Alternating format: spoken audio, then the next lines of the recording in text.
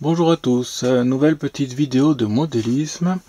Donc cette fois je vais vous montrer ce que donne un lot volant et pédales sur une voiture qui est un peu plus en fait du modélisme plutôt que du jouet. Parce que jusqu'à maintenant j'étais sur du jouet. Comme la version 2 d'ailleurs qu'il est toujours, mais que j'ai eu un problème de moteur de propulsion qui a cramé. Donc du coup j'attends pour pouvoir modifier le train arrière. Et en attendant je travaille sur la version 3, qui est donc celle-ci. C'est du Sebum Racing, 4 roues motrices, un brushless pour la propulsion, que je vais remplacer par un brushless dès que je le reçois. Le kit de réception par défaut, c'est du 2 Go 4 et c'est ce petit machin là. Hop. Voilà, avec cette radiocommande là. Donc ça je vais pas l'utiliser, vu que le but c'est de remplacer la radiocommande.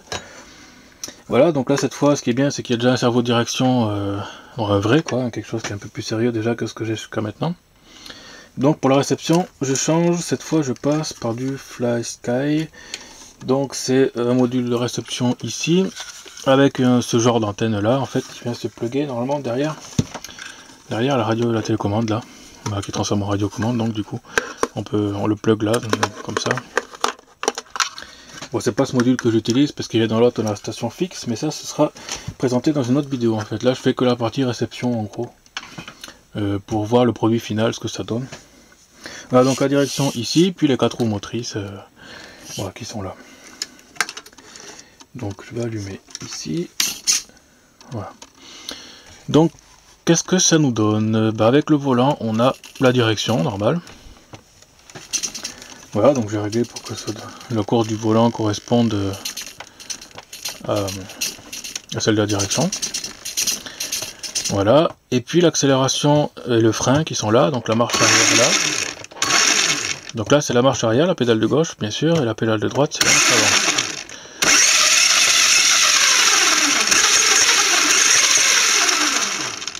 Donc j'ai toujours le système de levée de vitesse, cette fois j'ai mis une vitesse de plus, qui permet de donner des paliers. Alors je vais pas parler pendant que ça tourne parce que ça fait trop de bruit, mais donc ce que je vais faire c'est appuyer à fond sur l'accélération et passer les vitesses et vous allez voir ce que ça donne sur la partie électronique.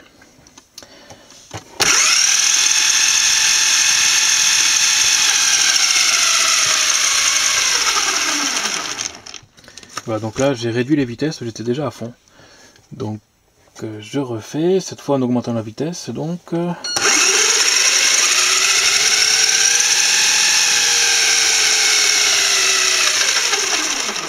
Voilà, donc là en fait je viens d'augmenter la vitesse et puis de la diminuer. Enfin les paliers de vitesse qui sont bien sûr électroniques, c'est pas des vraies vitesses. C'est juste pour simuler. Je peux faire pareil pour la marche arrière, donc là je suis au minimum. Oh.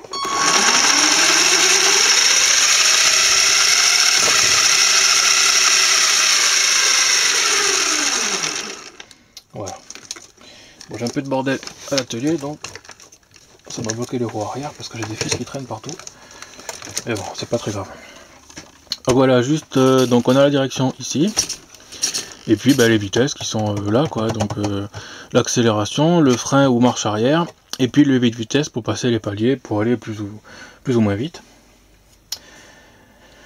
Ensuite, autre chose que j'ai pas présenté dans la version 2 parce que j'avais oublié d'en parler, c'est le réglage du zéro de direction. Parce que là, c'est réglé tel quel. Si jamais on n'est pas bien axé que le véhicule chasse, en fait, il n'y a pas de réglage. Donc en fait, on a le bouton Start ici sur le volant. Quand on appuie dessus, il mémorise la position actuelle des roues et il génère un nouveau zéro. C'est-à-dire que si par exemple ici on trouve que le véhicule chasse, on va donner un coup de volant. Admettons que c'est dans cette position qui roule droit, en gros, on appuie sur Start. Et ensuite, ça a pris la nouvelle position. Bon là je suis en butée, on peut voir que ici ça ne change plus rien si je tourne à droite. Mais par exemple, on voit bien qu'il a pris la position dans laquelle j'étais tout à l'heure comme étant position 0. C'est un peu comme le trim qu'il y a sur le... En fait c'est un trim mais que j'ai fait numérique. Dans ce cas là c'est le throttle, là c'est la direction, donc on a le trim ici. Celui-là d'ailleurs, direction. Et c'est la même chose en appuyant sur Start tout simplement. Donc si on veut remettre un vrai 0, puisque là on voit bien que le véhicule va chasser forcément, on essaye de tourner ici pour avoir le véhicule qui roule à peu près droit, et quand c'est bon on appuie sur Start. Donc là on a un saut dans la direction puisque la mise à jour se fait instantanément. La mise à jour du 0 se fait instantanément. Donc là on corrige encore en appuyant sur Start. On voit qu'on n'est pas encore tout à fait droit. Donc on peut laisser un petit peu le volant tourner et appuyer plusieurs fois sur Start. On voit que ça donne des paliers. Vous voyez, à chaque fois que j'appuie sur Start, ça donne de nouveaux paliers. Donc il faut faire ça jusqu'à qu'on trouve en fait le bon angle.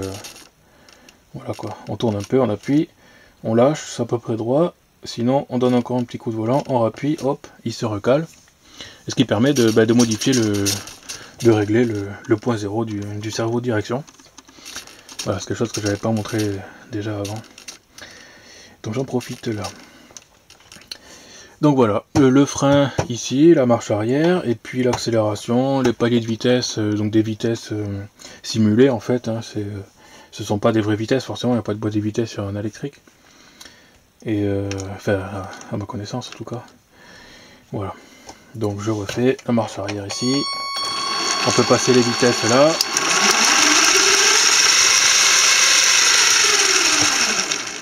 Et la marche avant ici, pareil, les vitesses.